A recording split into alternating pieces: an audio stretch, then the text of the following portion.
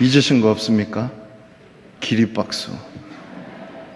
이럴 때 한번 해야 되는데 오늘 우리 찬양대 찬양이 너무 힘이 되고 이 무더운 여름날에 생수와도 같다는 그런 생각을 합니다. 할렐루야. 방송실 마이크 하울링 생기는데 좀 조정하세요. 날씨가 많이 무덥죠. 저는 이 본당에 들어오면은 여기가 최고의 피서지가 아닌가 생각합니다. 바닷가에 가서 땡볕에 그 뭐 더운데 뭐 하려고 거기 갑니까, 그죠? 그래도 가고 싶다고요. 어쨌든 여러분 잘 쉬어야지 또 우리가 재충전돼야지 잘 섬길 수 있습니다. 옆에 계신 분들 한번 바라보시면서 이제 사랑합니다, 축복합니다 한번 인사하겠습니다.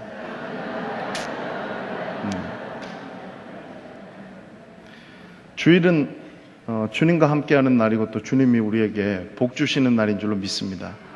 우리가 기대하는 마음으로 나올 때 더 은혜가 충만할 줄로 믿습니다. 지난 한 3개월 동안 여호수아서 말씀을 통해서 믿음으로 정복하고 믿음으로 또 그 땅을 살라고 그런 마음으로 말씀을 전했는데 이제 8월 첫 주입니다. 분위기를 바꿔서 이제 요한복음 설교를 시리즈로 하게 되었습니다. 이 요한복음에는 7가지 표적도 나오지만은 예수님의 자기선언, 에고 에이미 헬라어 말로 나는 뭐뭐뭐이다 라는 그 7가지 예수님의 자기선언이 나오는데 이번 주부터 시작해서 약 7번에 걸쳐서 이 시리즈 설교를 하려고 합니다. 여러분들께서 예수님이 하나님의 아들이시고 그분을 믿어서 영생을 소유하게 되시기를 주의 이름으로 축원합니다. 여러분 제가 질문 하나 드리겠습니다. 요한복음이 쉽습니까? 어렵습니까? 한번 답해 보세요. 둘 중에 하나지 않습니까? 다른 답은 없습니다. 정답은 정답은 쉬운 것 같은데 어렵다는 거죠. 제가 21살 때 군대에 갔는데요. 그 군에서 아주 귀한 사람을 만났어요. 한양대학교 내비게이터 출신의 조서훈 형제입니다. 제가 21살 때 이 서훈 형제는 28살이었어요. 늦게 군대로 왔죠. 우리보다 한참 형님이었는데 우리가 그때 이제 성경 암송을 하고 또 경건의 일기도 쓰고 또 새벽 기도회도 하고 또 우리가 바이블 스터디도 하고 또 토요일이 되면 이렇게 막사마다 다니면서 영내 전도도 하면서 그렇게 훈련을 잘 받았어요. 그래서 우리 그 팀이 있었는데 솔저 A팀, 솔저 B팀 이렇게 나눠가지고 선의의 경쟁을 하면서 이 좋은 그런 훈련을 받았던 기억이 납니다. 근데 이 서훈 형제가 처음으로 예수님 믿은 사람을 사형리로 전도하고 난 다음에 그 초신자에게 했던 말이 기억이 납니다. 그 사람에게 뭐라고 얘기를 했냐면은 그 군인들한테 기도원 협회에서 나오는 그 신약 성경만 나온 그거를 주면서 요한복음을 꼭 읽으라는 거예요. 여러분 예수 처음 믿은 사람한테 만약에 레위기서 말씀을 읽어보세요 이러면은 레위기서 말씀 읽다가 시험 들어가지고 쉽지 않은 말씀이잖아요. 그리고 요한계시록을 만약에 읽으라고 한다면 거기에 나오는 막 계시의 말씀 읽고 그러면은 또 그것도 어렵다고 생각할 수 있는 거예요. 근데 참 맞다는 생각이 듭니다. 요한복음은 예수님에 대해서 말씀해 주고 있는 책이기 때문에 그런 거예요. 그래서 여러분이 만약에 전도하시면은 초신자들한테는 요한복음을 읽으세요 하고 이렇게 권유를 해 주시면 좋을 것 같습니다. 그런데 오래된 신자도 요한복음을 읽어야 됩니다. 제가 신학교 가서 이 요한복음 강해도 이렇게 수업 시간에 들어보고 또 설교를 하면서 이 요한복음 말씀을 살펴보니까 결코 만만하게 볼 책이 아니더라고요. 요한복음은 거기 물가에서 이렇게 우리가 막 놀면은 그 물의 어떤 그 깊이는 그 정도인 걸로 생각하는데 우리가 더 깊이 들어가 보면은 또 다른 그 어떤 맛을 느낄 수 있는 것처럼 요한복음이 그런 말씀이더라고요. 그래서 여러분 이 요한복음 설교를 듣는 가운데에 여러분이 요한복음을 사랑하시기를 주의 이름으로 축원합니다. 아니, 여러분이 하나님의 말씀을 사랑하시기를 주의 이름으로 축원합니다. 예, 정말 우리가 이 말씀의 맛을 알아야 된다는 거죠. 오늘 우리가 이제 읽은 말씀을 보게 되어지면은 30절 이전에 어떤 일이 있었는지를 간략히 말씀을 드리면은 초두에 예수님께서 오병이어의 표적을 행하시고 그 다음 예수님이 배 타고 다른 곳으로 가셨을 때에 무리들이 예수님을 따라다녔습니다.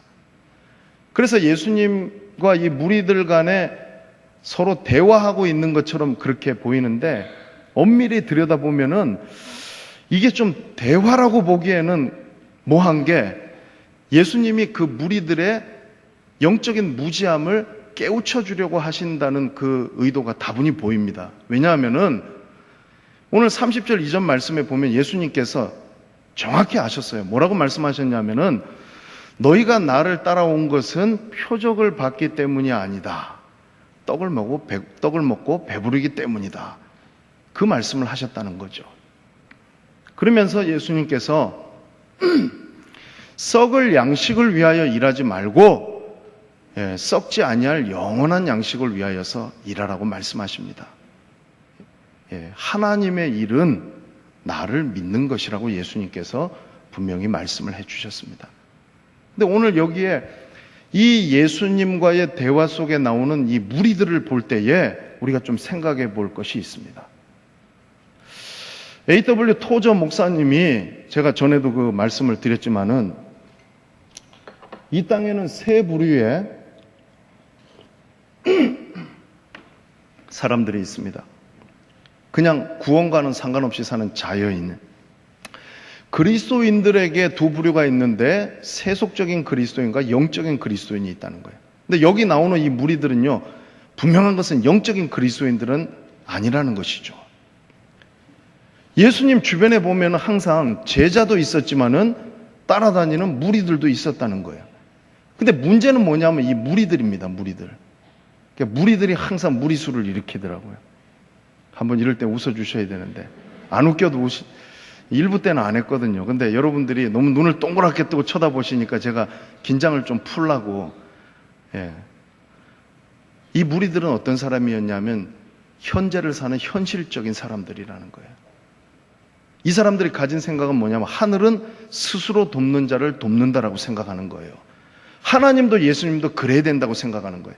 그래서 이 사람들은 현실적인 필요만 채워지면은 그게 맞다고 생각하고 잘 살고 있다고 생각한다는 거예요.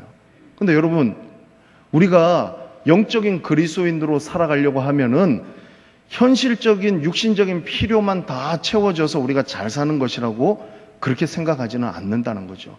중요한 것은 뭐냐면은 영적인 부분들이 채워져야 된다라는 거예요. 여러분, 여기에 나오는 이 무리들의 문제는 뭐냐면 예수님이 내가 메시아다, 내가 하늘로부터 내려온 떡이다라고 말씀하셨음에도 불구하고 그들의 이해 수준은 땅에 머물러 있었다는 거예요.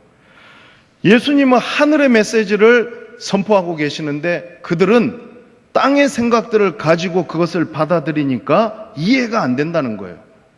여러분, 교회도 마찬가지입니다. 목사가 하나님의 말씀을 선포할 때에 어떤 성도들은 하늘의 메시지로 알고 그 말씀을 이해하는 성도들이 있어요. 그런데 어떤 성도들은 영적인 사람이 아니기 때문에 땅의 수준을 가지고서 그걸 이해하기 때문에 전혀 이해를 못하는 거예요. 그게 안타까운 거라는 거죠. 여러분, 우리가 살아가면서 정말로 이 땅의 수준을 가지고 이해하는 사람은요, 어떤 면에서 보면은 그들의 주인이고 그들의 지도자는 하나님이 아니고 목사가 아닙니다. 다른 지도자를 섬기고 있는 거예요. 겉으로는 안 그런 것 같이 보여도 속마음으로는 다른 지도자를 섬기고 있는 게 분명합니다. 그래서 그렇게 영적이지 못한 사람들이 다른 사람을 가르치려고 하고 그런 사람들을 이끌려고 하면은 이 목회가 힘들어지는 거고 교회가 산으로 가는 거예요. 사랑하는 성도 여러분, 현재를 사는 현실적인 그리스도인이 되지 마시고 하나님의 음성을 이해할 수 있는 영적인 그리스도인이 되시기를 주의 이름으로 축원합니다. 여러분, 우리가 꼭 그렇게 돼야 된다는 거예요.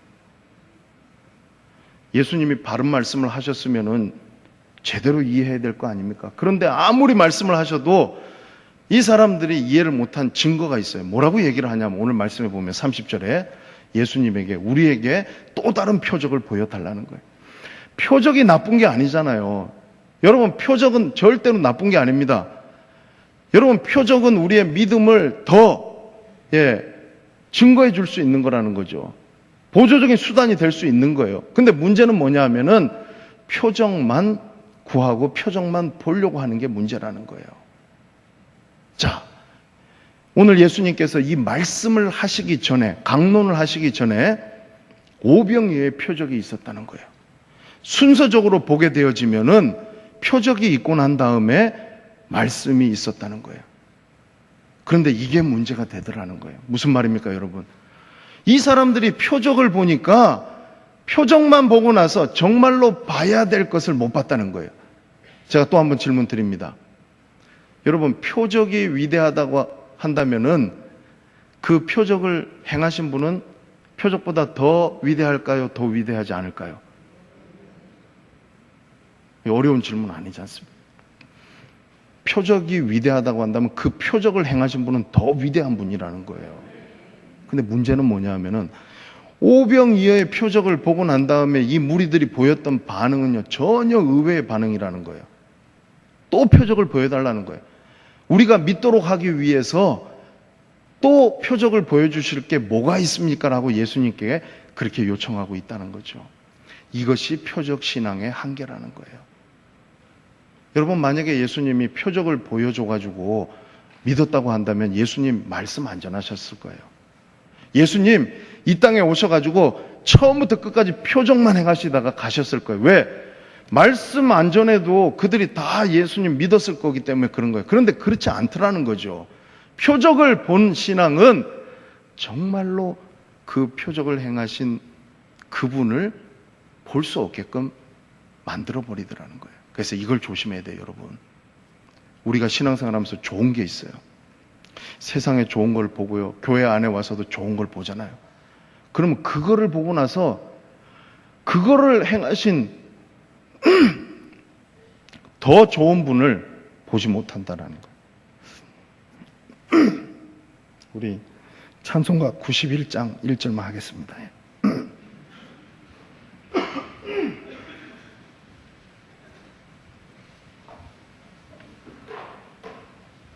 찬송가 91장 1절만 부르겠습니다.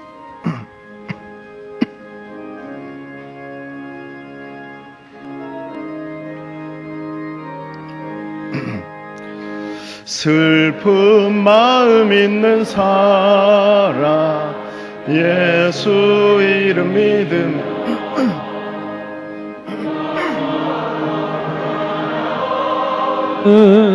기쁜 마음 얻으리 예수의 이름은 세상의 소망이요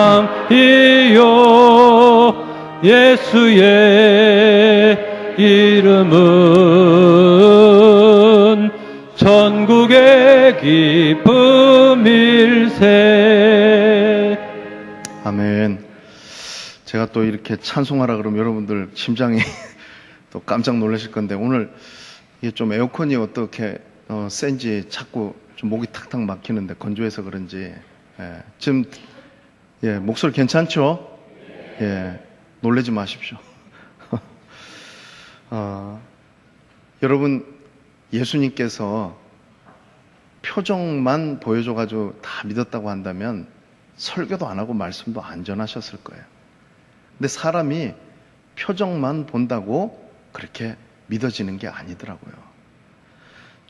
좋은 것을, 세상에 좋은 것을 본 사람은요, 정말 그 표면은 볼 수 있을 줄 몰라도 이면을 보지 못하더라고요. 그래서 여러분, 저와 여러분이 정말 중요하게 생각해야 될 것은 뭐냐면 뭘 봐야 될 건지를 제대로 보고 신앙생활을 해야 된다는 거예요. 표적이 가지고 있는 그 장애물들을 저와 여러분들이 걷어내지 않으면은요, 정말 그 표적을 행하시는 예수님을 볼 수 없다는 거예요. 그래서 여러분, 이 예수님께서 말씀하신 것은 뭐냐면은 표적을 증명해 주기 위해서 말씀이 있는 것이 아니라 이 말씀을 드러나게 하기 위해서 예수님께서 표적을 행하신 거예요. 그래서 오병이어의 표적이 있고 난 다음에 예수님께서 내가 하늘로부터 내려온 참 떡이라는 것을 예수님께서 말씀하고 계시다는 거예요. 그래서 저와 여러분들은 표적을 믿는 신앙이 아니라 말씀을 믿는 신앙이 되시기를 주의 이름으로 축원합니다. 여러분, 우리 신앙생활 하면서요, 세상 살아가면서 뭘 보고 살아가십니까? 오늘 예배 자리에 와서 여러분 뭘 보려고 이 자리에 나오셨습니까? 저는 분명히 말씀드릴 수 있는 것은 뭐냐 하면은 저와 여러분이 세상 살아가면서 다른 것 좀 못 보더라도 예수님 볼 수 있게 되기를 주의 이름으로 축원합니다. 오늘 여러분이 예배를 통하여서 이 설교를 통하여서 여러분들이 예수님을 만나고 예수님을 보고 믿게 되기를 주의 이름으로 축원합니다. 그래서 여러분, 설교자가 자기 자신을 보여주기 위해서 능수능란하고 현란한 어떤 기교를 써가지고 설교를 잘하는 게 그 잘하는 설교가 아니지 않습니까? 설교자는 오늘 분명히 여기에 있는 청중들이 이 말씀을 통하여서 예수님이 누구신가에 대해서 분명히 보여줄 수 있는 그 설교가 좋은 설교인 줄로 믿습니다. 오늘날 교회 안에서 많은 우리가 주의 일들을 한다고 하지만은 정말로 안타까운 게 뭐냐 하면은요, 일은 드러나고 사람은 드러나는데 예수님이 보이지 않더라는 거예요. 그러면 우리가 아무리 그 일을 해도 무슨 소용이겠냐는 거예요. 여러분, 우리의 궁극적인 목적은 예수님을 보여주는 것인 줄로 믿습니다. 그래서 여러분, 요한은 선별적으로 예수님이 행하신 7가지의 표적을 기록하고 있습니다. 예수님도 자기 자신에 대해서 7가지로 자기 자신을 나타내고 계십니다. 그런데 그 목적에 대해서 요한복음 20장 31절에서 뭐라고 말씀하고 있냐 하면은 예수가 하나님의 아들이신 것과 그를 믿음으로 영생을 얻게 하기 위하여서 기록했다라고 분명히 요한복음의 기록 목적을 밝혀주고 있다는 겁니다. 저와 여러분들이 예수님이 하나님의 아들이신 것과 그 이름을 힘입어서 영생을 얻게 되는 귀하고 복된 성도들이 되시기를 주의 이름으로 축원합니다. 여러분, 그런데 이 무리들이 예수님에게 뭐라고 얘기를 하냐면요, 우리 조상들은 만나를 먹었나이다. 그런데 예수님 우리에게 뭘 주시렵니까? 그렇게 이야기를 하고 있다는 거예요. 여러분, 만나가 뭐죠? 구약 시대에 이스라엘 백성들이 광야를 지날 때에 그들이 수고하고 일하지 않았을 때 하나님께서 하늘로부터 내려주신 양식이라는 겁니다. 그런데 알아야 될 것은 뭐냐 하면은 이 만나를 먹은 사람들은 다 죽었다는 거예요. 여러분, 만나 먹고 지금까지 살아있는 사람 누가 있냐는 거죠. 다 죽었다는 겁니다. 그런데 그들은 여전히 그 수준에 머물러 있으면서 우리 조상들은 만나를 먹었는데 예수님은 우리에게 무엇을 줄 수 있겠습니까? 라고 그렇게 예수님에게 이야기하고 있다라는 겁니다. 여러분, 우리 세상 살아가면서 만나의 은혜가 필요할 때가 있죠. 여러분, 하나님께서 우리가 노력하고 수고하지 않았는데도 우리에게 하늘에서 만나를 내려주신 것처럼 하나님 은혜로 우리가 살아오지 않았습니까? 그런데 우리가 그 만나만 붙들고 영원히 그 만나만을 구하면서 살아서는 안 된다라는 거예요. 하나님, 내 사업에도 만나의 은혜를 주시고, 하나님 내 자녀에도 만나의 은혜를 주시고, 우리 교회에도 우리 가정에도 그 만나의 은혜를 달라고. 우리 여호수아서 말씀 살펴볼 때에 그들이 가나안 땅에 들어가기 전에 유월절과 할례를 행했을 때에 만나가 그치고 하나님께서 또 다른 은혜를 주시지 않았습니까? 그런데 여전히 우리는 그 만나의 은혜만을 구하고 살아가고 있다라는 거예요. 그렇게 하면 안 된다라는 거죠. 왜? 이 무리들이 우리 조상들은 만나를 먹었다고 이야기하는 것은요, 아마 이런 전제가 있었을 거예요. 그 모세가 주었던 만나와 앞으로 올 메시아하고는 이 부분에서 서로 연관이 있다라는 거예요. 그렇기 때문에 당연히 오실 메시아도 우리에게 먹을 양식의 문제를 해결해 줘야 된다라고 그들은 생각했다라는 거예요. 근데 예수님께서 여러분 마태복음 4장에 보면은 뭐라고 말씀하십니까? 예수님께서 금식하시고 줄이셨을 때에 마귀가 와서 예수님을 시험합니다. 예수님도 우리처럼 육신이 있으셨기 때문에 배고프셨다는 거예요. 저와 여러분도 마찬가지입니다. 이 땅을 살아가면은 우리에게 양식이 필요합니다. 먹어야 산다는 거죠. 그런데 예수님께서 그 마귀를 물리치실 때에 신명기 8장 3절 말씀을 인용하면서 이렇게 말씀하셨습니다. 사람이 떡으로만 살 것이 아니요 하나님의 입으로 나오는 모든 말씀으로 살 것이니라. 여러분 정말 그렇게 생각하십니까? 그렇게 우리가 믿어야 된다는 거죠. 육신의 배고픔만을 해결해 주는 것으로 우리가 인생을 잘 사는 게 아니라는 거예요. 왜? 만나를 먹어도 죽었기 때문에 그런 거예요. 만나는 여러분 일시적인 거잖아요. 하나님의 표징이고 그것은 하나님께서 베풀어 주신 여러분 한정적인 은혜였다라는 거예요. 그래서 예수님께서 그들의 잘못된 생각을 바로잡아주고 계시는 내용이 오늘 본문 32절입니다. 우리 32절 중요하니까 같이 한번 읽어보도록 하겠습니다. 시작. 예수께서 이르시되 내가 진실로 진실로 너희에게 이르노니 모세가 너희에게 하늘로부터 떡을 준 것이 아니라 내 아버지께서 너희에게 하늘로부터 참떡을 주시나니. 아멘. 여러분 예수님이 뭐라고 말씀하시냐 하면요, 모세가 준 것이 아니라 하나님이 준 것이라는 거예요. 여러분 그 무리들은 모세가 줬다고 생각하는데 아니라는 거예요. 하나님이 주시는 거라는 거예요. 여러분 우리에게 모든 것을 주시는 분은 바로 우리 하나님이신 줄로 믿습니다. 그래서 예수님께서 자신을 뭐라고 말씀하시냐 하면은 나는 하늘로부터 온 참떡이라는 거예요. 여러분 좋은 것들은요 땅에서 오는 것이 아니더라고요. 위로부터 오는 것이고 하늘로부터 오는 것이고 하나님께로부터 오는 것인 줄로 믿습니다. 그래서 예수님이 자기 자신에 대해서 말씀하실 때에 뭐라고 말씀하셨냐면 내가 바로 하늘로부터 내려온 참떡이라는 거예요. 예수님이 너희는 만나를 먹어도 죽었지만은 하나님이 나를 너희들에게 보내주셨는데 너희가 나를 통하여서 영원히 살 수 있다는 것을 예수님께서 지금 그들에게 가르쳐 주시고 말씀해 주고 계시다라는 겁니다. 여러분 우리가 아주 무더운 여름날을 살아갈 때에 정말 타는 듯한 갈증을 느낄 때에 여러분 우리가 그 목마름을 해결하기 위해서 어떻게 하냐면 뭔가를 마셔야 된다는 거예요. 그런데 우리가 시원한 콜라나 아니면 사이다나 음료수를 마시면요 그때는 그 갈증이 해결되는 것 같습니다. 그런데 조금 지나고 나면 또 갈증이 찾아온다는 거예요. 그러면 여러분 그때 최고 좋은 건 뭐냐면은 시원한 냉수라는 거예요. 여러분 예수님은 하나님께서 마치 쩍쩍 갈라진 마른 땅의 그 대지 위에 촉촉한 단비를 내려주시는 것과 같이 우리 가운데에 임하시는 분이신 줄로 믿습니다. 여러분들이 지금 만약에 정말 타는 듯한 갈증이 있고 목마름이 있고 배고픔이 있다고 한다면은 여러분 일시적인 만나를 구하시는 것이 아니라 하늘로부터 내려온 참떡이신 예수 그리스도 그분을 통하여서 여러분들에게 참된 만족이 참된 필요가 채워지는 역사가 일어나게 되기를 주의 이름으로 축복합니다. 예수님이 그런 분이라는 거예요. 그렇게 예수님이 자기 자신을 말씀해 주고 계시다라는 거예요. 그러니까 이 무리들이 그 떡을 우리에게 주어서 우리도 목마르지 않게 해달라고 구하고 있다라는 거예요.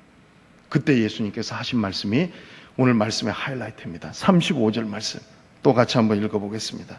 시작.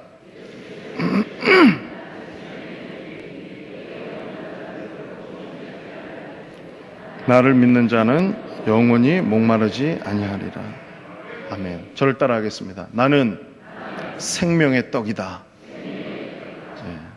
여러분 이것은요 사람이 할 수 있는 말이 아니라 이것은 하나님만이 하실 수 있는 말씀이에요. 출애굽기 3장 14절 말씀에 보면 모세에게 야훼께서 뭐라고 말씀하셨습니까? 나는 스스로 있는 자다. I am who I am. 이렇게 자기 자신을 나타내시고 계시하신 이 구약의 하나님의 자기 계시의 신약판이라는 거예요. 예수님이 나는 뭐뭐뭐이다. 에고 에이미. 이 말은 바로 신약판 하나님의 자기 계시라는 거예요. 그래서 여러분, 사람이 우리가 뭐라고 이렇게 이야기를 하는 것은 예수님이 오늘 나는 생명의 떡이다 라고 말씀하신 것과는 여러분 천지 차이라는 거예요. 우리 사람은 뭔가에 대해서 정의를 내리기를 좋아하잖아요. 그래서 뭐는 무엇이다 이렇게 하면 확 다가온다는 거예요. 여러분, TV 프로 중에서 나는 자연인이다. 그럼 우리 이미지에 팍 뭐가 들어옵니까? 아, 그 얘기 하려는가 보다. 오늘 예수님이 나는 생명의 떡이다 이 말을 할 때에 무지한 사람들은 아무것도 이해되지 않지만 영적인 사람들은 아, 예수님이 생명의 떡이시구나 하는 것들을 확 받아들이게 된다는 거예요. 그래서 이 예수님의 첫 번째 자기 계시를 여러분들이 꼭 좀 기억하셨으면 좋겠습니다. 이것은 예수님만이 하실 수 있는 특별한 말이라는 거예요. 제가 여러분 오늘 이제 여호수아서 말씀 전하다가 요한복음 오니까 지금 이제 여러분들이 그동안에 해왔던 그 말씀에서 약간 좀 달라지니까 집중을 잘 못하시는 것 같은데 이야기를 잘 들어보십시오. 제가 전에 울산 남부교회 사역을 할 때 오늘 새벽에 새벽 기도를 하게 됐는데 불을 끄고 막 기도를 하는데 어떤 남자분이 저 옆에 와가지고 착 달라붙어가지고 앉더라고요. 그러니까 여러분 얼마나 놀라겠습니까? 그래서 제가 아무리 믿음이 좋아도 눈을 뜨고 탁 쳐다봤습니다. 그 우리 교회 아는 뭐 집사님, 장로님, 권사님이면 제가 왜 그러시냐고 이랬을 텐데 전혀 처음 보는 분이었어요. 그래서 제가 그분을 보고 이제 누구십니까? 이랬더니 그분이 나는 보안관입니다 이러더라고요. 여러분 그런 소리 들으면 소름이 쫙 끼시지 않습니까? 좀 뭔가 이상하다 생각이 돼서 아, 선생님 잠깐만 저하고 나가십시다 해서 새가족실에 데리고 가서 제가 이야기를 가만히 한번 들어봤어요. 그때부터 기가 막힌 소리를 하는 거예요. 우리 할아버지 때부터 여차했는데 이 교회의 주인이 원래 우리 가문이라는 거예요. 자기가 이 교회의 오너라는 거예요. 그래서 우리 교회 담임 목사님 김대현 목사님인데 그럼 선생님이 우리 교회 주인인 거 그거 확실합니까? 그러니까 맞대요. 그래서 한 5분 10분 이야기하다가 답이 나왔습니다. 좀 이상한 분이잖아요. 그래서 선생님 그럼 지금부터 하시는 말씀은 제가 녹음을 좀 해도 되겠습니까? 하고 녹음을 딱 해서 서로 이야기를 나눴습니다. 끝까지 자기는 보안관이고 나는 이 교회 주인이다. 그 얘기를 하더라고요. 그거 돌려보냈는데 며칠이 지나고 나서 우리 주일학교 교사들하고 울산시청 뒤편에 같이 이제 식사를 하려고 가는 길에 길 건너편에서 제가 기가 막힌 광경을 하나 목격하게 됩니다. 어디서 많이 본 분이 신천지에서 지나가는 사람들한테 설문조사하는 그 부스에서 거기 여자분을 만나가지고 거기서 똑같은 그 행동을 하고 있는 거예요. 그 제가 속으로 얼마나 기뻤겠습니까? 좀 더 많이 괴롭혀라. 저 신천지가 당황하게. 근데 제가 그 순간 버뜩 드는 생각이 있었는데 그게 뭐냐면은 요거를 내가 증거로 남기기 위해서 동영상을 찍어야 되겠다 하고 길 건너편에서 동영상을 딱 찍어 놓은 거예요. 그리고 나서 시간이 흘렀는데 그 사람이 또 찾아왔어요. 그 뒤로 계속 교회에 와가지고 말도 안 되는 나는 보안관이다. 이 얘기를 계속 하는 거예요. 그러니까 우리 그 경비 집사님이 막 어느 날은 대판 싸운 거예요. 급기야 신정파출소에서 순경 2명이 왔습니다. 그때부터 이제 자기가 보안관이라는 것을 놓고서 경찰들하고 실갱이를 벌이기 시작한 거예요. 근데 거기 왔던 순경 중에 한 분이 굉장히 좀 재밌고 아주 지혜로운 분이셨던 것 같아요. 이분이 그 사람한테 뭐라고 얘기를 하냐면은 선생님 지금 보안관이라고 하셨는데 그러면 국가공무원은 그 신분증이 있는데 그거 한번 보여달라고 하니까 이분이 있을 리가 없잖아요. 그러니까 없다 그러니까 그러면 아니라는 거죠. 그러면서 자기 주머니에서 경찰 공무원 신분증을 꺼내면서 이런 게 있어야지 이게 우리나라에서 내가 경찰이라는 거를 이게 증명해주는 이건데 선생님 이거 없으면 아니지 않습니까? 그러니까 이분이 이제 그때부터 입장을 선회해서 바꾸기 시작하면서 사실은 내가 목사님이 짜장면 한 그릇 사줬으면 내가 안 왔을 텐데 짜장면 한 그릇 안 사줘서 내가 열받아가지고 왔다는 거예요. 내가 얼마나 기가 막힙니까? 그럼 진작에 보안관이라고 하지 말든지 짜장면 사달라 그랬으면. 그래서 제가 지갑에서 10,000원짜리 꺼내서 그 순경 2사람 보는 데서 자 분명히 보십시오. 제가 이분한테 10,000원 드립니다. 그러면 앞으로 우리 교회 와서 절대 행패 부리고 이렇게 엉뚱한 소리 하면 안 됩니다 하고 그렇게 보냈더니요, 그분이 그 다음부터 그 행동을 안 하더라고요. 오늘 또 이 얘기 하면은 또 이 얘기만 또 은혜 받아가지고 그러면 안 됩니다. 제가 뭘 말씀드리려고 하냐면은, 사람이 내가 생명의 떡이다 얘기해도요, 예수님이 나는 생명의 떡이다라고 이야기하는 것과는 차원이 다른다는 거예요. 예수님이 지금 말씀하시는 것은요, 신적인 계시라는 거예요. 자기 선언이라는 거예요. 그래서 여러분, 그 예수님의 말씀에는 사람이 가질 수 없는 신적인 권위가 그 안에 있다는 거죠. 그래서 여러분, 예수님께서 나는 생명의 떡이라고 하는 이 에고 에이미, 이 말씀의 이 뜻이 무엇인지를 제가 지금부터 좀 설명을 드려야 됩니다. 예수님이 자신을요, 다른 어떤 대상에 빗대서 말씀하신 것이 아니라 떡이라 그랬잖아요. 떡. 여러분, 근데 이 떡이라고 하는 이미지가 우리 한국 사람들한테는 참 이렇게 가깝게 친근하게 다가오잖아요. 어떤 분은 인절미를 좋아하고, 어떤 분은 시루떡을 좋아하고, 어떤 분은 송편을 좋아하고, 또 찹쌀떡을 좋아하고, 떡은 그런 거라는 거죠. 그런데 이 개역개정 성경에 떡이라고 번역됐지만은 헬라어 말로 알토스라고 하는 이 말은요, 만약에 영어권에서 번역을 한다 그러면 브레드로, 빵이라고 번역하는 게 맞다는 거예요. 그래서 여러분, 표준 세번역이나 공동 번역에 보면 빵이라고 번역을 했어요. 그런데 이 말을 우리가 원어적인 의미대로 더 가깝게 번역을 하면 뭐라고 번역해야 되냐면은 밥으로 해야 되는 게 맞습니다. 밥이라는 거예요. 그러면 예수님이 왜 빵, 떡, 밥 이런 것들로 예수님께서 자신을 지금 빗대어서 말씀하시고 계신가? 이거는 우리에게 일반적이고 가까운 거라는 거예요. 여러분, 우리가 다 밥을 먹고 살아가지 않습니까? 주식이라는 거죠. 그래서 여러분, 옛날에 우리 어렵고 못 살 때에 만나게 되어지면 우리가 인사하는 말이 뭐였냐 하면은, 식사하셨습니까? 진지 드셨습니까? 왜? 안 먹으면 죽잖아요. 그래서 예수님께서 말씀하시는 것이 이제 어떤 면에서 보면 예수님께서 자기 자신을, 나는 뭐 예를 들면 아주 비싸고 귀한 거 있잖아요. 캐비어. 이런 걸 가지고 말씀 안 하셨어요. 또 예수님께서 나는 몸에 좋은 거, 나는 산삼이다, 이렇게 말씀하시지 않았잖아요. 그 의미는 뭐냐면 여러분 잘 들으십시오. 여러분, 부자도 밥을 먹어야 살 수 있고 가난한 사람도 밥을 먹어야 살 수 있습니다. 부자만 밥 먹는 게 아니라 가난한 사람도 먹을 수 있다는 거예요. 나이 든 사람도 여러분 먹을 수 있는 것이 밥이고 젊은 사람도 먹을 수 있는 게 밥이잖아요. 그 말은 무슨 말이냐면 예수님이 자신을 떡으로 말씀하신 것은 바로 내가 모형이 아니라 원형이라는 거예요. 내가 하늘로부터 너희를 위해서 온 세상의 구주시라는 것을 예수님께서 지금 말씀해 주고 계시다라는 거예요. 그래서 차별이 없는 거잖아요. 여러분, 떡이나 밥이나 여러분 빵은 누구나 다 먹을 수 있는 거라는 거예요. 예수님이 지금 그렇게 자신을 나타내 주시고 보여주고 계시더라는 거예요.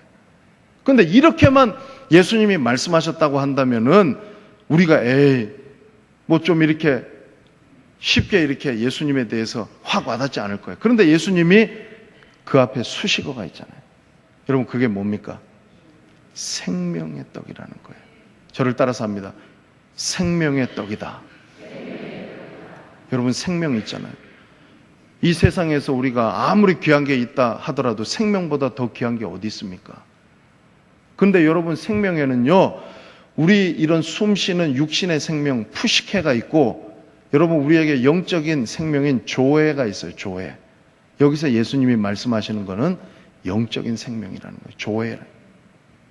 그 말은 다른 말로 하면 뭐냐면요, 저와 여러분들은 다 죄인이기 때문에 하나님과의 관계가 깨어졌습니다. 그래서 우리는 다 죽을 수밖에 없고, 저와 여러분은 구원받을 수 없고, 저와 여러분들은 심판받아서 형벌 가운데 지옥 갈 수밖에 없는 존재들이 저와 여러분들이었다는 거예요.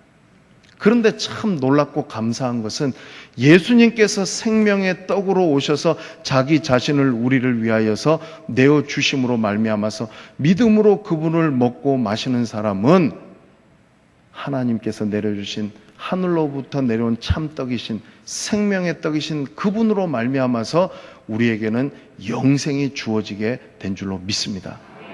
그래서 여러분 중요한 것은 우리가 그 예수님을 믿어야 된다는 거예요. 예수님은 생명의 떡이라는 거예요. 여러분, 우리가 아파트 모델하우스 가가지고 모형을 보지 않습니까? 참 좋더라는 거예요. 그래서 이런 데 나도 살아봤으면 좋겠다. 그렇게 생각하고 그 모델하우스를 잘 봤습니다. 그리고 나서 그 다음에 내가 여기가 좋으니까 여기서 살아야 되겠다고 거기서 살려고 하면은 살 수 있습니까? 없습니까? 못 사는 거잖아요. 그럼 어떻게 해야 됩니까? 내가 진짜 집은 돈 주고 사면은 그 아파트에 가서 살 수 있는 거예요. 여러분, 모형만 보고서 그게 좋다고 하면서 거기서 살려고 하는 것은 그것은 말도 안 되는 어리석은 거라는 거예요. 여러분, 정말로 원형을 보고 참떡이신 생명의 떡이신 그분을 봤다고 한다면은 여러분, 우리가 그 예수님을 믿음으로 말미암아서 저와 여러분들에게 영원한 생명이 주어짐을 확실히 믿으실 수 있기를 주님의 이름으로 축원합니다. 그래서 여러분 35절 뒤에 나오는 말씀에 예수님께서 뭐라고 말씀하셨습니까? 거기에 내게 오는 자는 결코 줄이지 아니할 터이요 나를 믿는 자는 영원히 목마르지 아니하리라. 이 말씀을 하셨다는 거예요. 내가 바로 원형이고 너희의 참된 배고픔과 목마름을 해결해 주실 수 있는 사람이라는 것을 예수님께서 나는 생명의 떡이라는 자기 선언을 통하여서 말씀해 주고 계시다라는 거예요. 그래서 우리가 그 생명의 떡이신 예수님을 믿어야 된다는 거예요. 근데 여러분, 이제 36절 이하에 나오는 말씀을 보게 되어지면은 여러분 시간이 이제 많이 갔지만은 집중을 좀 하시고 저를 보십시오. 이제 마무리를 하겠습니다. 36절에서 40절에 나오는 내용을 보게 되어지면은 여러분 딱 예수님께서 원하시고 예수님께서 바라셨던 건 한 가지입니다. 너희가 왜 믿지 않느냐는 거예요. 아버지께서 내게 주신 자를 내가 쫓아내지 않겠다는 거예요. 왜? 나는 너희의 현재의 그 필요들을 채워주는 사람이기도 하지만은 36절부터 40절 말씀까지에 반복적으로 나오는 한 단어가 있는데 그게 뭐냐면 뜻이라는 단어더라고요. 나는 이 땅에 내 뜻을 이루기 위해서 온 것이 아니다. 아버지의 뜻을 이루기 위해서 나는 이 땅에 왔다고 예수님이 분명히 말씀하셨습니다. 그리고 나서 마지막 절의 말씀에 보면은 그 아버지의 뜻은 뭐냐 하면은 너희가 나를 믿어가지고 영생을 얻는 이것이라고 예수님이 분명히 말씀하셨다는 거예요. 여러분, 저를 보십시오. 구슬이 서말이라도 깨어야 보배라는 말이 있지 않습니까? 아무리 생명의 떡이신 예수님이 여기 우리 앞에 와 있고 이 무리들 앞에 와 있어도 그 예수님 믿지 않으면은요 아무 소용이 없다는 거예요. 그래서 여러분 오늘 나는 생명의 떡이라는 이 말씀을 여러분이 마음에 확실히 믿음으로 받아들이고 여러분께서 그 예수님이 나에게 생명의 떡이 되셔야만 된다는 거예요. 왜? 요한복음은 믿음을 강조하는 책인데 이 믿음이라는 말, 피스티오, 피스티스라는 말은요 신약 성경에 248번이 나오고 있어요. 믿음이 중요하지 않습니까? 그런데 다른 복음서나 서신서와 비교가 안 될 정도로 빈도수에서 요한복음은 믿음에 대해서 많이 이야기하고 있어요. 101번의 믿음이라는 말이 여기 나오고 있다는 거예요. 왜 그렇습니까, 여러분?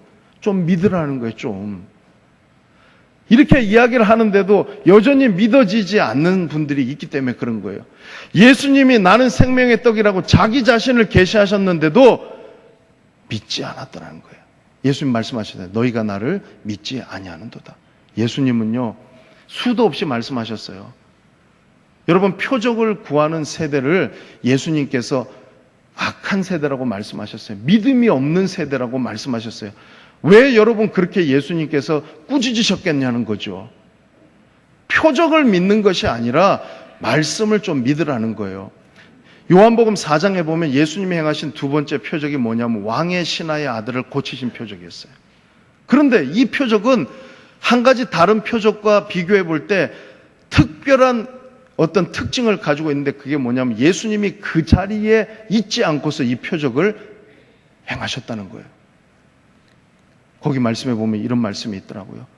그 왕의 신하가 예수님이 하신 말씀을 믿고 가더니 그때가 언제인지를 물어봤을 때에 예수님이 말씀하신 그때인 줄로 알았더라는 거예요. 여러분, 우리는 이런 생각을 하잖아요. 보면은 믿겠습니다. 보여주면은 믿겠습니다. 보는 것이 믿는 것이라고 생각합니다. 아니더라고요. 여러분, 봐도 못 믿습니다. 그래서 우리의 신앙은요, 보고의 신앙이 아니라 믿고의 신앙이라는 거죠. 여러분, 이 말씀 꼭 기억하십시오.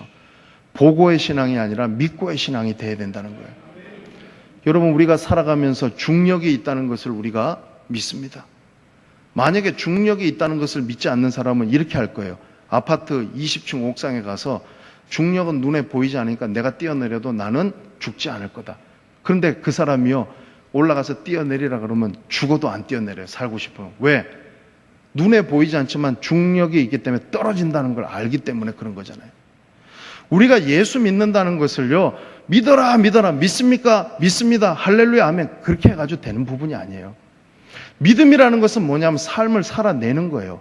내가 예수님을 믿는 사람이라고 하면서 예수님의 사랑을 다른 사람에게 보여주지 못하고 딴 사람에게 상처 주고 다른 사람을 힘들게 하고, 그거는요, 여러분, 믿음과 현실이 서로 동떨어진 거예요. 그것을 믿음이라고 말하지 않는다는 거예요. 오늘 예수님께서 말씀하시는 것은 뭐냐 하면은 그 믿음대로 살아내는 것을 말씀해 주고 있다는 거예요. 본다고 다 믿는 게 아니라 말씀을 좀 믿으라는 거예요.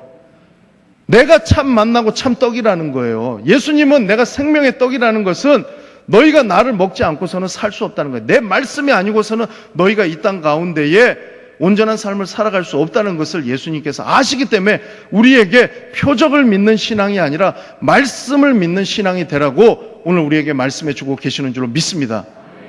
여러분, 그래서 제대로 봐야 되고 제대로 믿어야 된다는 거예요. 오병이어가 중요한 것이 아니라 오병이어 이후에 나오는 그 예수님의 말씀이 중요한 거라는 거예요.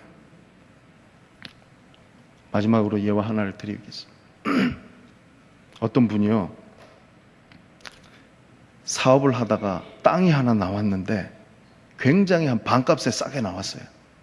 그래서 그 땅을 사겠다고 계약을 했어요. 계약을 하고 났더니 IMF가 찾아온 거예요. 그러니까 대출이 이게 쉽게 이루어지지 않았더라는 거예요. 그런데 설상가상으로 자기에게 땅을 판 사람이 내가 너무 당신한테 땅을 싸게 팔았다. 그러니까 나한테 돈을 좀 더 내놓으라는 거예요. 그래서 그렇게는 못하겠다고 하니까 이분이 그때부터 아주 나쁜 짓을 하는데 은행에 찾아가서 저 사람 몹쓸 사람이다 막 방해를 놓는 거예요. 그 이유는 뭐냐면은 잔금을 못 치르면 계약금만 자기가 삼키면 되겠다 생각하고 그렇게 그 사람이 이제 했던 거죠. 그러니까 이분이 이제 하도 답답하고 그래서 평소에 안 나가던 새벽 기도를 한번 나가본 거예요. 하루가 지나고 이틀이 지나고 3일이 지나는데도 기도하러 나오는데도 기도도 안 되고 말씀을 들어도 말씀도 안 들리고 계속 드는 생각은 이 문제 어떻게 해야 되나, 이거 어떻게 해야 되나, 자꾸 그런 생각만 들더라는 거예요. 그런데 한날은요, 목사님이 그날 여느 날과 같은 날이었는데 말씀을 전하시는데 마가복음 4장 40절 말씀에 어떤 내용이 나오냐면 제자들이 예수님하고 배 타고 가는데 풍랑을 만난 그 말씀을 듣게 되온 거예요.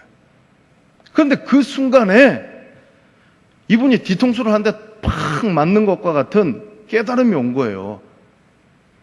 그 깨달음이 어떤 말씀이냐 하면 예수님께서 너희가 어찌하여 두려워하느냐, 믿음이 적은 자들아 하고 책망하시는 그 말씀을 딱 듣게 되는 그 순간에 그 말씀이 전에도 알던 말씀이고 지금까지 계속해서 자기가 들었던 말씀인데 그 순간에 자기한테 이 말씀이 믿어지고 들려지더라는 거예요. 그러면서 이분이 기도를 하는데 이렇게 기도를 한 거예요. 하나님, 저 망해도 좋습니다. 지금까지 사장 소리 듣게 해주셔서 감사합니다.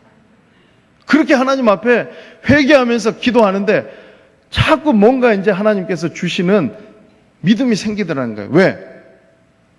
본 것도 아니고 만진 것도 아니지만 말씀을 받았잖아요.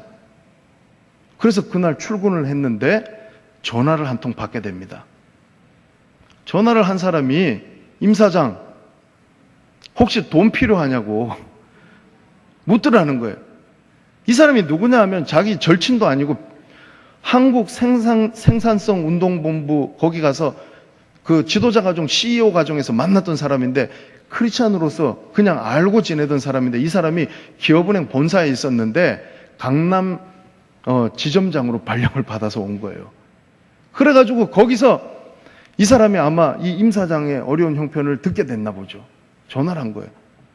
그래서 여차여차 이야기를 한 거죠. 내가 사실은 18억이라는 돈이 잔금으로 필요하다.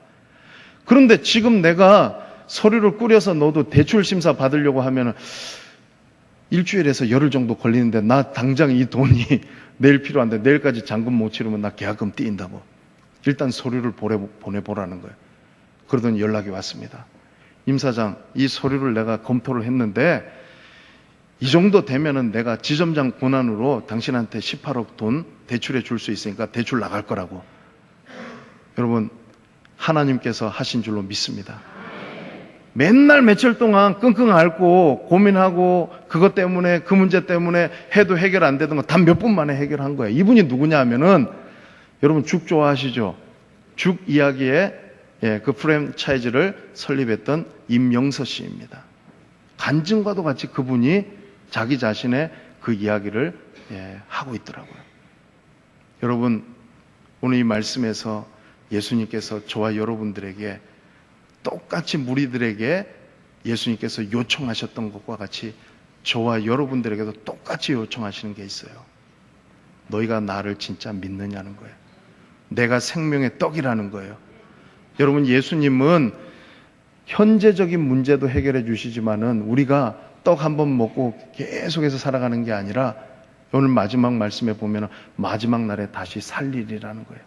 내게 오는 자들을 내가 다 그들을 아버지의 뜻대로 영생을 얻게 하겠다고 말씀하시냐. 이 떡은 미래적인 떡도 된다는 거예요. 저와 여러분이 이 땅 살아가면서 오늘 이 첫 번째 예수님의 자기서는 나는 생명의 떡이다라고 하는 이 말씀을 꼭 여러분들 마음속에 믿음으로 받아들이셔서 여러분 세상 가운데 살아가는 동안에 표적이 아니라 그 표적을 행하신 그 주님을 믿고 그 주님의 말씀을 믿고 살아가심으로 말미암아서 그 은혜와 축복을 누리시는 저와 여러분들이 되시기를 주의 이름으로 축원합니다.